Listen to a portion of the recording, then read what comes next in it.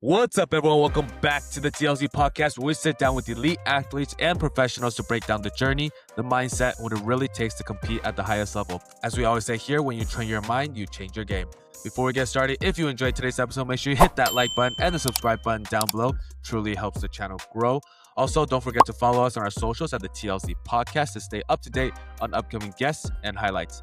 Now let's get into today's episode. Joining us today is a player who has the potential to be the greatest Ukrainian badminton player of all time. At just 22 years old, she has already established herself as one of Europe's top badminton players, reaching a career-high world ranking of 19 in women's doubles and 35 in women's singles. An incredible achievement for any athlete from a country where badminton isn't traditionally in the spotlight. Known for her speed, intensity, and fearless style of play, she has risen rapidly on the international stage and has become the face of Ukrainian badminton during one of the most difficult periods in her country's history. In 2024, she represented Ukraine at the Paris Olympics, competing in the women's singles event after qualifying through the Olympic rankings and performing on the biggest stage in sport. She was also a major force behind Ukraine's historic medal at the 2026 European Team Championships, delivering crucial performances on the court to help secure the country's first ever medal at the tournament, a defining moment for Ukrainian badminton. Welcome to the podcast, Polina Buhrova. Hi, guys. Hi, Polina. Thank you for coming on and giving us your time. Sure.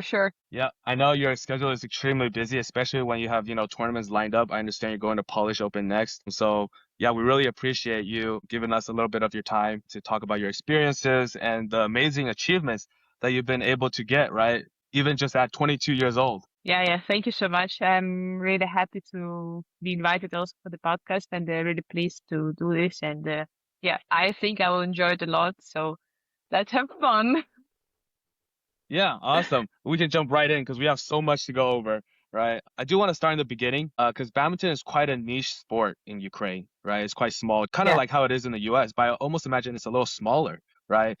So how did you first get introduced to it? Actually, it's really still small sport in Ukraine. And for me, it was actually a random thing because I was studying in the art school.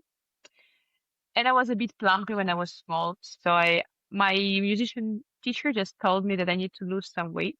And the only section was in my school, it was badminton. And that's how I started my, let's say, career. Of course, I didn't know in the beginning that I will play that much and it will take all my life in that sport. But yeah, I started to do, and it was quite well going. And yeah, somehow I quitted the musician classes and I became professional badminton player. Yeah, so the musician teacher lost you to badminton, after they Exactly. pushed you to it. Wow. It's crazy because you're one of the more like the most athletic players really on the circuit right now, right? Because just the way that you're able to fly across the court and move. So it worked out, right? And you Yeah. mentioned that, you joined a club in Ukraine when you first started badminton. So what was it like growing up training in Ukraine compared to like players from other major badminton countries? Actually, the system in Ukraine is kind of popular, I would say, in many countries, and I think also compared to US and Canada, because in Ukraine, almost everything is divided by clubs. So each city has own club, one or two clubs, whatever, and they just practice there. You have your own coaches, private coaches, and not really like physical coaches. Mostly, you have a badminton coach who's like following all the program around badminton, your physics, like running, whatever you are doing there. So yeah, I would say it's club system. Yeah, definitely. I mean, was there a lot of clubs in your area? In my hometown was mostly two, I would say maybe three, like two huge ones, and then all around we're just like trying to keep in and try to also compete on the level, but mostly I would say was two big ones. I see, I see. And usually, like, just trying to understand the Ukrainian badminton culture, right? So usually when you have clubs training the players, do they have a set up like tournament system for the Ukrainian junior players? Not like system, but it was also all the plans were made by coaches and not really asking players.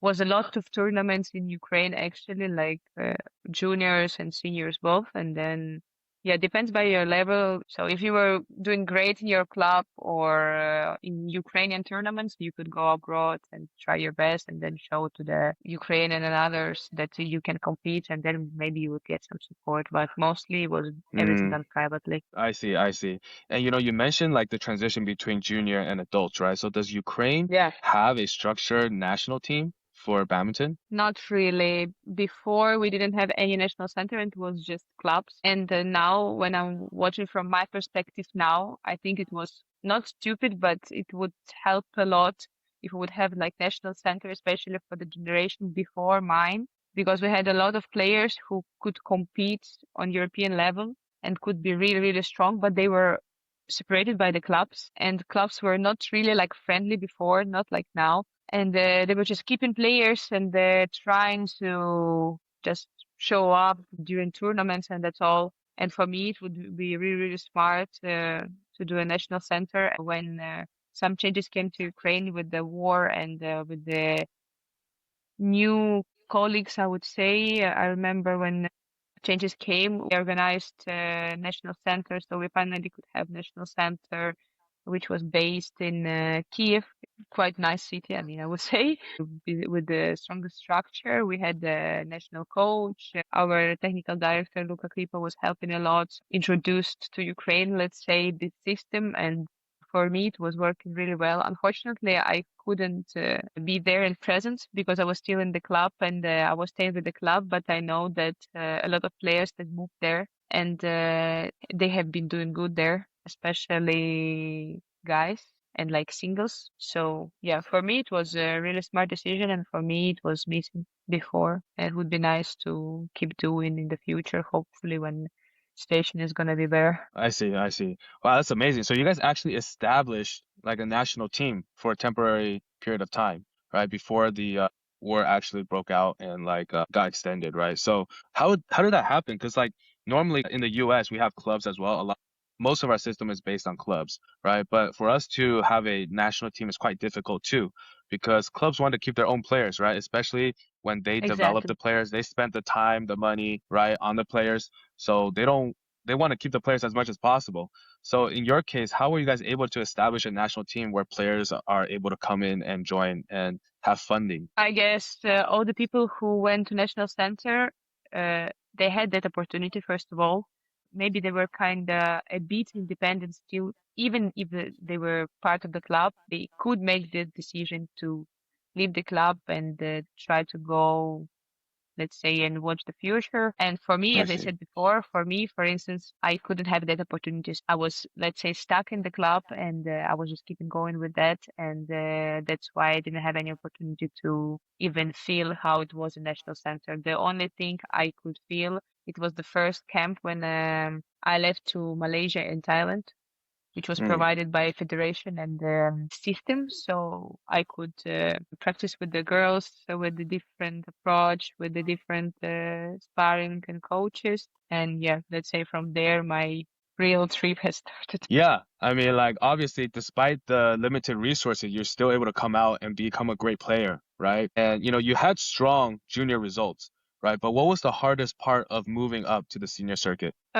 For me, I would say that nobody really understands how hard it is. And when someone is telling you, like Polina, it's going to be really, really hard to move from juniors to senior, especially if you're not playing senior tournaments, if you don't understand the level, if you don't have that level. And when you're a junior, you don't really understand this because you're thinking that you are strong enough, you're winning tournaments, you're doing great. But then that's, let's say, paradise is breaking, and Yeah. you're stepping out to the real reality, and yeah, you need to be really strong to do that. For me in Ukraine, it was really, really hard to do because when your junior career is finished, you feel like okay, you were the first and now you're the last.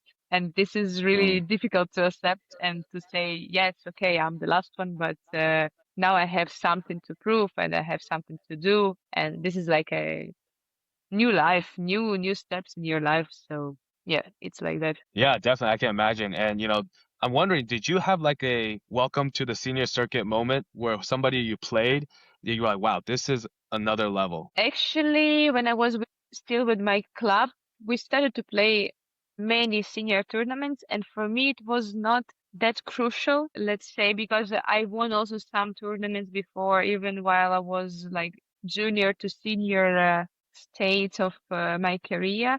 The problem started to come when we started to do like really high performance with my coach now, Gloria Pervanescu, and the technical director, as I said, Luca Kripa and the Ukrainian Badminton Federation, especially before Olympics. I mean, that was really hard because you start to face the real opponents, not just what are you watching in the phone and you see on TV.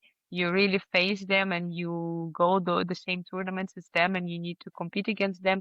And then finally you need to find a way to win against them. And then this is the where real problems are coming. Yeah, yeah, I know what you mean. And when you started playing on the senior circuit, what do you think changed the most in your game during that transition? That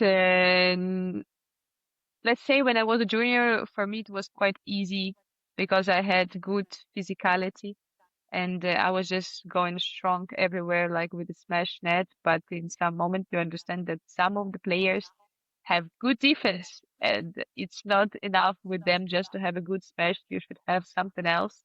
And you need Mm, to build the game, and this was the real problem, especially for me, because before I didn't have like really plan or something. Like, of course, I had tactics and some technique, but mostly I was going hard with the smashes and just going crucial with each point, shouting and taking it like really emotional and aggressive, but it's not always working with the same players and especially with the players who knows how to handle this kind of behavior and this kind of energy and they can slow down the game and so on. So of course, I still believe that I'm a aggressive player and so on, and I'm going in the same direction, but it's not the same way as I was managing before. yeah, definitely. I think a lot of junior players make that like not really a mistake, but like that the kind of thought that like, as long as I have a strong smash, right? Strong physical, junior becomes a lot easier for most players, right? You Exactly. obviously start seeing yourself at the top more, but once you get to the senior circuit, everybody's really strong physically, right? Like everybody's Exactly. very athletic. So what separates everybody comes down to like the small techniques, the small details, the mentality, these things start mattering more, right? Yes. But yeah, that's really great. And when you became 18, right, you decided to move to Italy, right, to continue your training. What prompted that decision? I had not such a good finish with my ex-club, I would say, and some misunderstandings, and just not a great finish, I would say. And actually, I had nothing to do. It was the moment of my life when I was like stuck and I was really not depressed. I would not say depressed. It's not like depression or sadness. It was just like empty, I didn't know where to go, what I must do. And I'm really thankful for that moment that also my parents, they helped me a lot in that decision. They were pushing me strongly to go to the federation and ask and try to just do this step, even if it looks scary or uncomfortable or whatever. They said maybe it's a great start or the great decision to do. So I'm really thankful to them, especially that they have made that decision to take together with me. And yeah, I contacted Federation, I contacted Luca, our technical director, and we started our project like that together. Hmm. I see, I see. And I'm wondering because like the time that you moved to Italy was, I believe, in sometime in 2022, right? So it's also roughly around the time that the war started in Ukraine. Did that have something to do with that as well? No, I have moved to Italy in the beginning of 2023, actually. Okay. So we started project January 2023, and before I have been with my club still in Czech Republic. So I mean, we started first in Ukraine because when war started, we all were in Ukraine, of course. We were Hmm. playing tournament actually, and we were stuck in another city, Dnipro, and we were practicing, let's say, practicing also. I don't call it practicing because it's incredible. things which we were doing, running underground, throwing rackets, just running somewhere and trying to save our lives. But okay, yeah, it's really hard times there. So Yeah. we were there, I would say, like around 1 month. Probably, and we were stuck in that place, and we couldn't move anywhere because it was too dangerous to go outside of the building where we were exactly. And yeah, finally, then after like 1 month, we decided that it's fine to move somewhere out from the country and that it was a smart decision to do. And we moved with the players who were there and some players who could come from another cities to Czech Republic, where we had a, let's say, good environment. We could practice normally, we could breathe normally, we could sleep properly, let's say, and yeah, not be scared that we will get some bomb in the sport hall or wherever and so Yeah. on. So yeah, and then I was practicing there, as I said, with my ex club, and yeah, then I went to Malaysia and Thailand, and I started to keep in touch with the old federation and so on. There where all the changes came from. Yeah, yeah, I see. Because I know the war must impacted everybody's lives in Ukraine significantly, right? And just from your point of view, how did you first hear that, like, a war was starting with Russia? As I said, it was a lot of gossips, of course, around, and nobody, not that I cannot tell that nobody believed, but nobody wanted to believe that in that can happen. So, as I said, we went for tournament, and it was second day of the tournament. So we even started the tournament, and we played wall Mm. first day, like until quarterfinals, if I'm not wrong. And then next day at 5, we just saw bomb flying over in our window and Oh, wow. everything. I mean, that moment probably will stay in my mind forever because our coach, and she was really young. I mean, she was around 30 at that time. So, and she had kids, a lot of kids with us. So it was not only us, let's say, how many 18 years old kids still, I would say. So yeah, I remember her starting to shout like crazy that guys, the war has started. We must go underground. We had prepared bags, but really small bags, almost with nothing inside. And we are grabbing these bags. We are running around, messy. We hear all the bombs coming. The air is red. Everything is destroyed around. We cannot go out from the building. We're running underground, and then yeah, we try to find some places. We are moving to another like sport hall because there is at least some place where we can hide in case, and there's some food which was prepared by the government before. Yeah, I mean that moments are really terrible for me in my imagination when I try to recreate that. It's insane. I cannot believe that was real. Yeah, yeah, it's definitely a very, very scary time for everybody. And, like when we heard the news in the US, it was like shocking to us too, because we never thought that something like that could happen, right? Especially in this time of age, right? So, yeah, it's incredibly, hard to see, right, for Ukraine. And hearing that experience firsthand from you, right, becomes very real. So you mentioned that, you guys had to hide underground, right, from these bombs. So what was that experience like? Like just being underground and not knowing what might happen. Oh, there are no words for this feeling. Yeah. That's really hard to explain. In some moment, it was feeling already like normal to just protect yourself and to go that underground. But in the first like hours, let's say, it was crazy. I was without my parents, just with the coaches and another kids, let's say. So it was really difficult moment because I mean we were just all kids in the hotel rooms. We needed to collect everyone and then move to one place because at least it was more easy for the adults, for our coaches to manage us and so on and manage the situation. So we moved to another place altogether.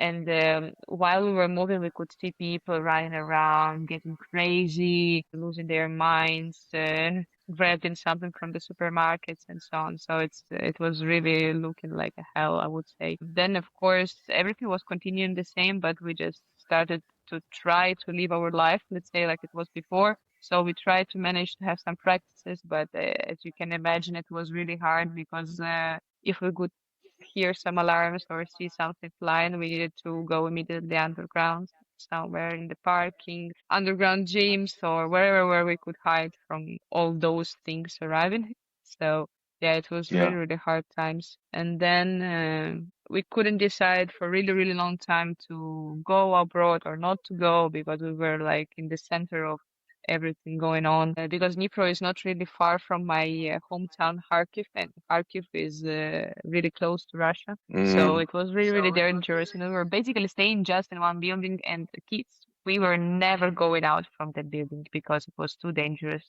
mm. Only, let's say, some men who could help us, some players from that city or someone, they were trying to get some humanitarian support, some food, something, and yeah, to help us a little bit.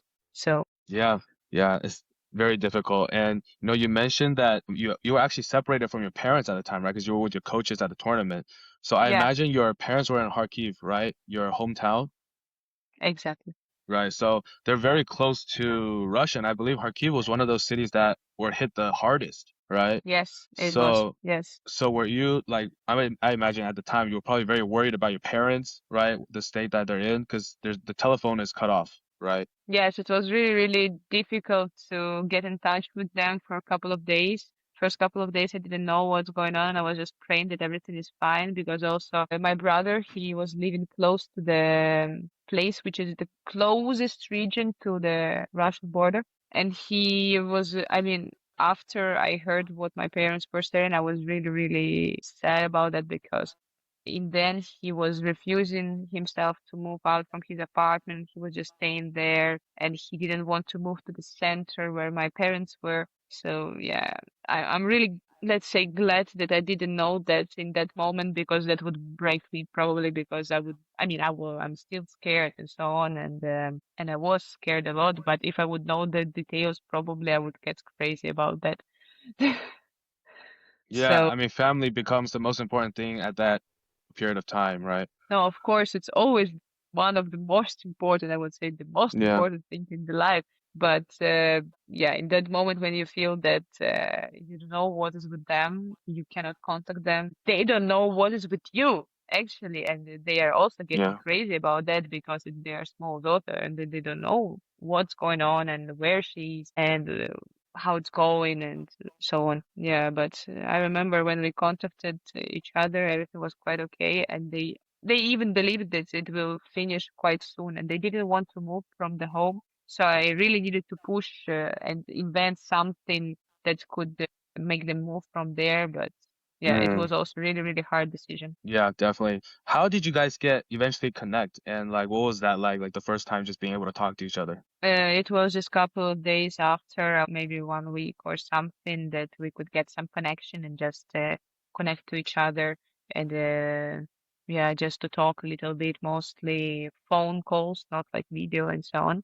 Yeah, we were just trying. I mean, everyone was doing the same thing. Everyone was just trying to find some connection, to find each other's, I don't know, agree on some meetings and move to another cities. Everyone started to move fast to the west parts of Ukraine. So yeah, I mean, there was quite a better situation, I would say, but still, it was really crazy times. Crazy times. Yeah, yeah, very, very crazy times. And eventually you guys decide to move out of the country, right?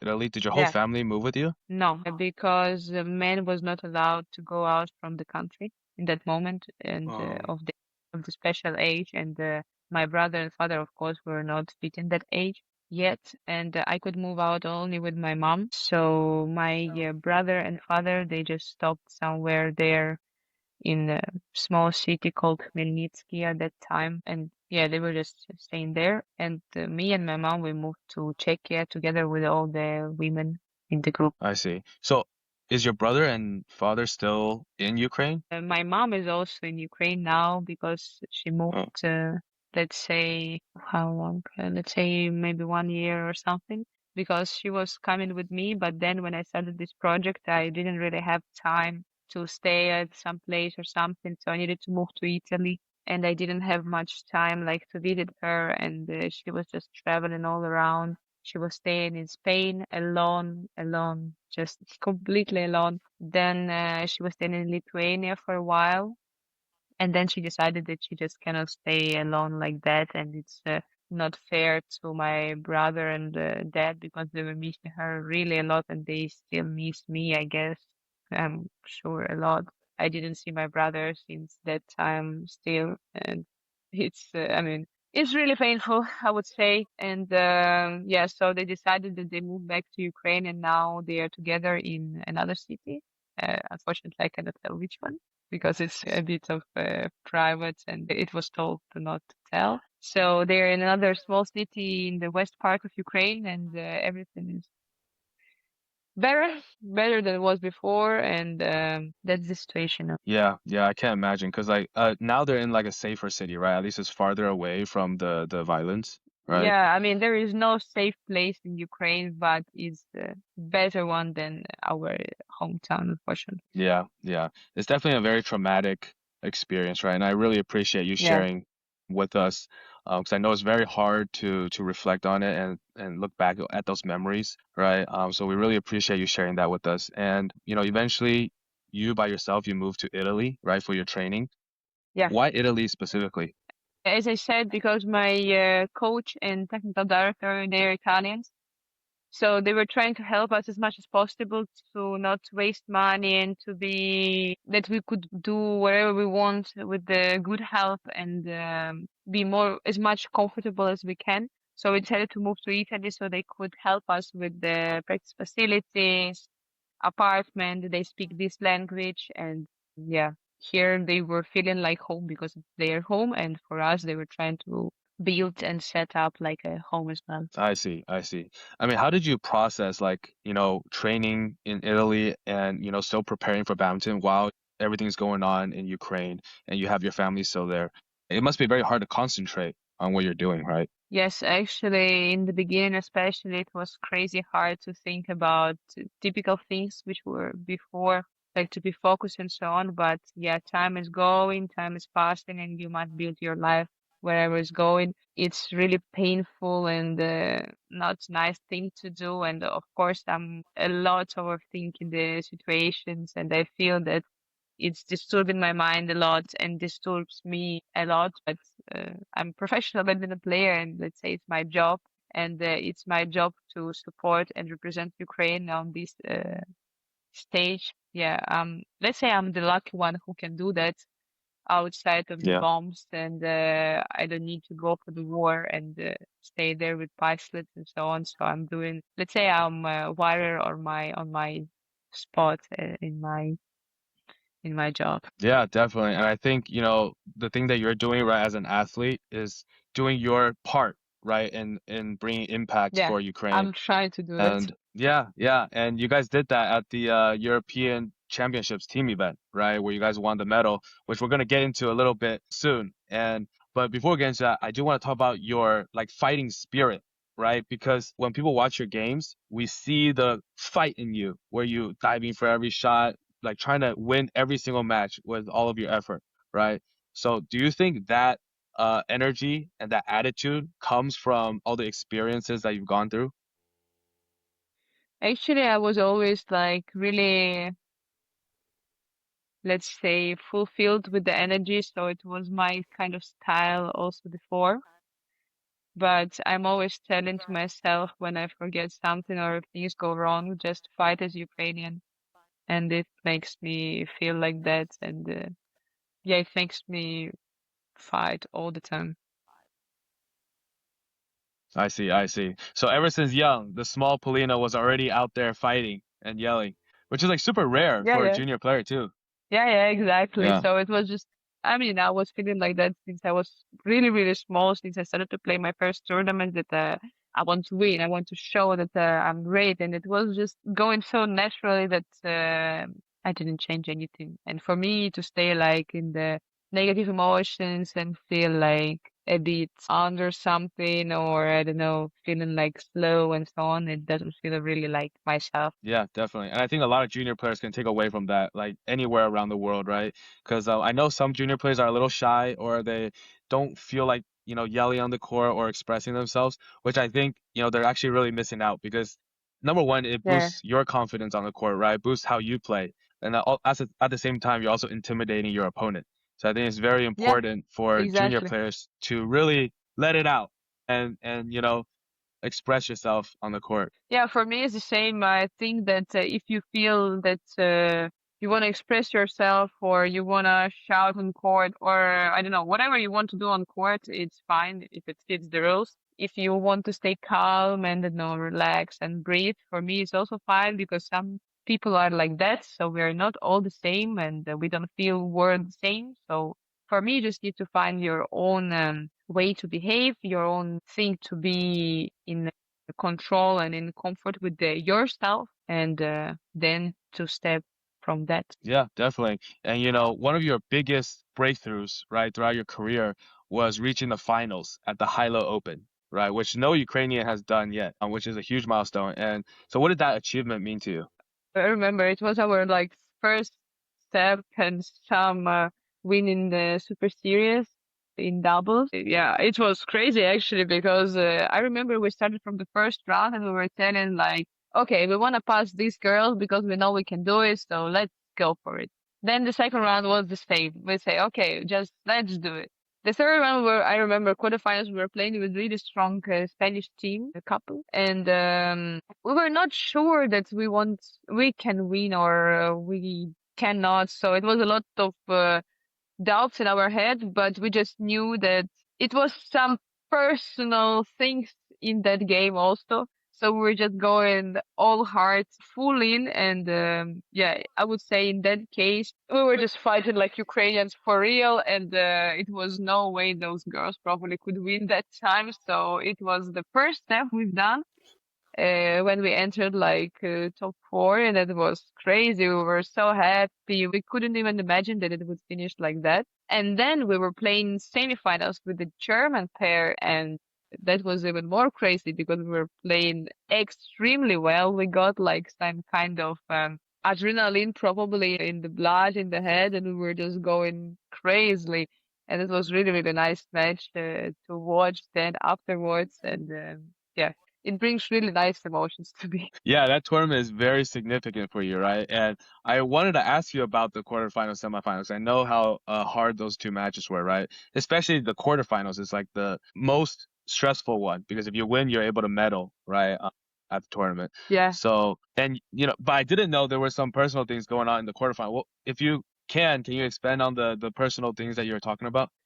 Just it was happening between players and the coaches. We had like not such a good,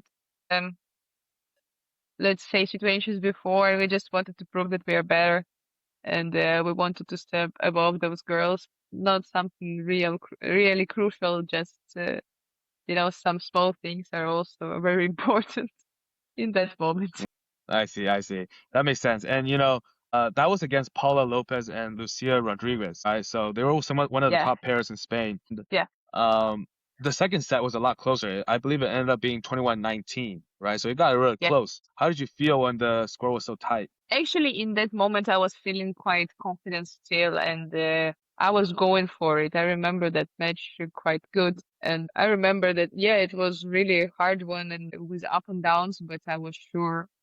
I was, let's say, quite sure that we will manage that because it was inside the heart. It was like, no, that moment when you tell yourself you refuse to give up like that much that you are just, no way, I'm losing this now. And you go for it. So it was that moment when you went for it. Yeah, I know what you mean. And those players are the scariest to play against. I guarantee you. Like every player, whether you're good, like especially good players, you hate playing against those players that don't give up at all. Like they refuse to Yes. lose this match, right? Those are the scariest because you never know what might happen in a game, right? And you have that quality to fight for every point Yeah, with we're your doubles trying to partner. be exactly this kind of players, let's say.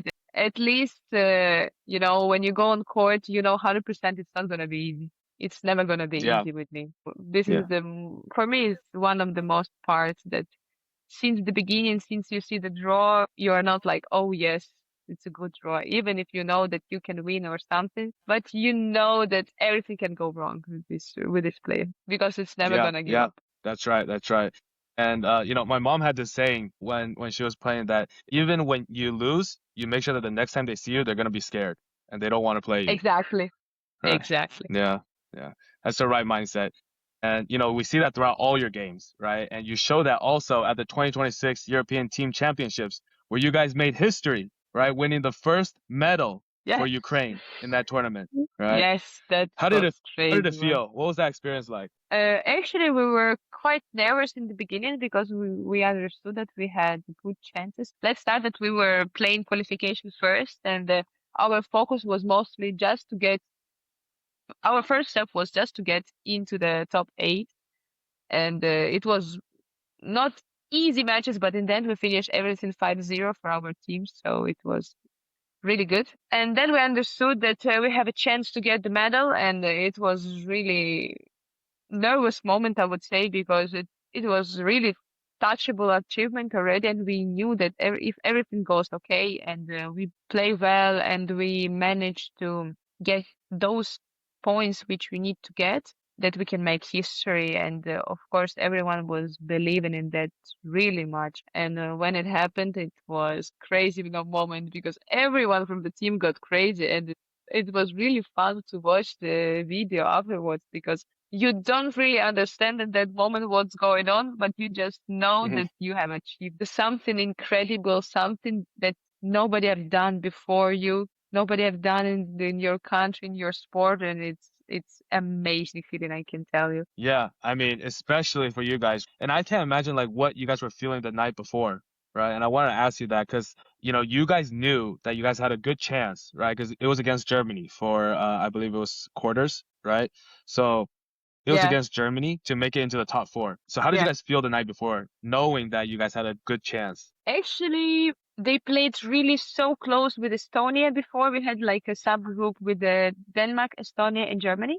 And they played really, really close to Estonia. And we played with Estonia really well. And I would say it was a good fight spirit and everything. So we didn't put much pressure because we knew that the team Germany is really strong as well. And that gotten some medals before. And they have really a lot of experienced players, and they're gonna fight as us as well. So they're not gonna give it easy. So I cannot tell that it was a lot of pressure exactly in that moment, but yeah, of course everyone was nervous, and I think it was kind of good match also for us because we could manage to do exactly the job which was needed to do with the. Yeah, definitely. And in the intro, we mentioned that you were a major force in these games, right? And we were not joking because you faced the top two strongest pairs, basically one for doubles and one for singles against Germany, right? Yeah. So how did it feel being the anchor for the team?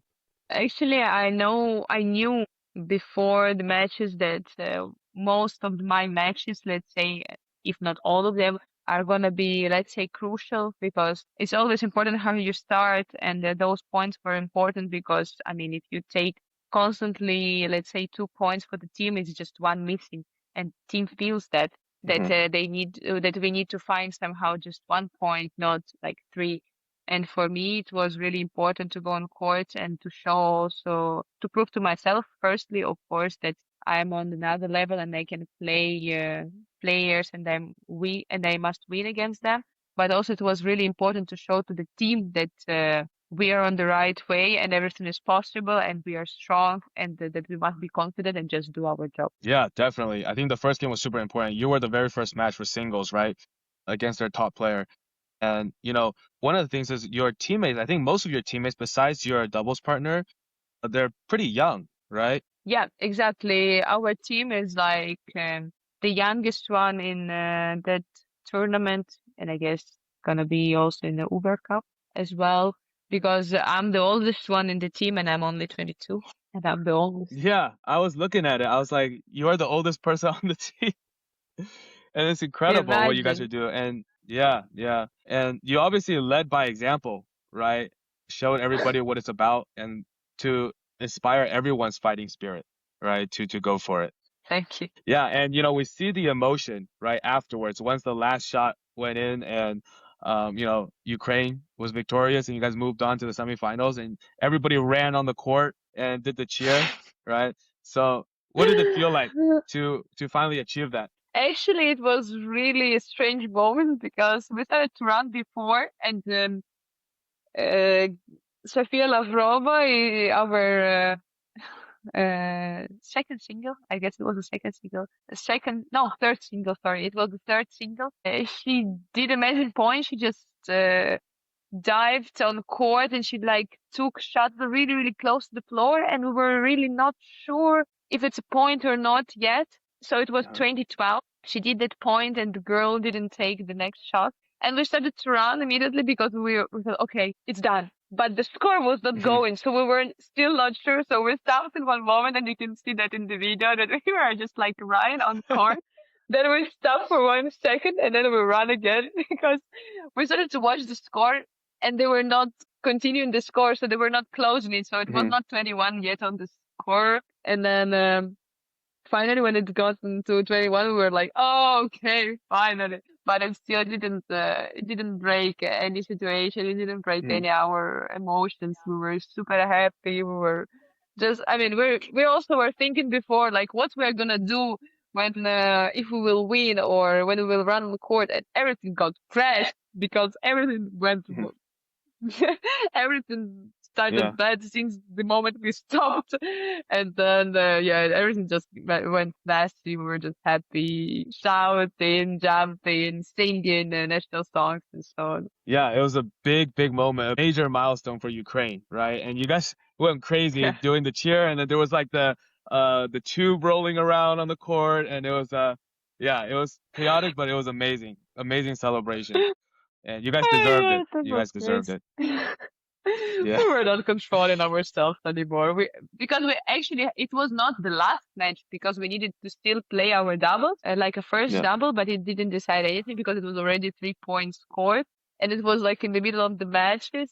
But we were not in that university anymore. And it was actually really hard to calm down and play the last match because it was still really important, like to close 4-1, not to give easy points in whatever situation. But I'm also glad that we behaved professionally and we managed to done our job until the end. Yeah, definitely. I think you guys wrapped it up really nicely with the last win. You know, ultimately, like, Bulgaria won the team for women's, which I think is somewhat surprising because they actually lost to Turkey, I believe, in the group, right? Yeah. And obviously you also have Denmark, which is like just a very strong team, right? And they managed to pull it off. Was that surprising for you? It was crazy. Everyone was watching with the open mouth and shocked eyes because nobody could believe that it's going their way. All right, guys, that is the end of the episode for today. There is a part 2 for Polina's episode coming out next week, so make sure you guys stay tuned for that.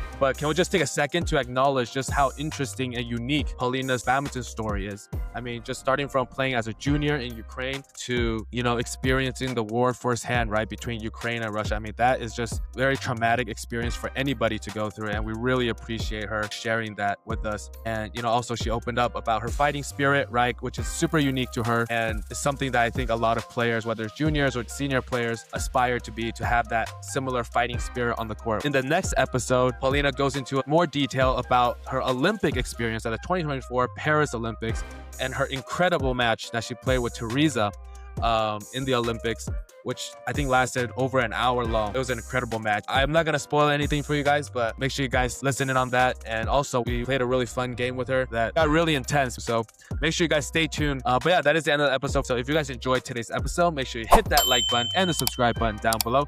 Show that support for the channel. It is greatly appreciated. And of course, make sure to follow us on our socials at the TLZ Podcast to stay up to date on upcoming guests and highlights. Thank you guys so much for watching, and we'll see you guys next time. Bye-bye.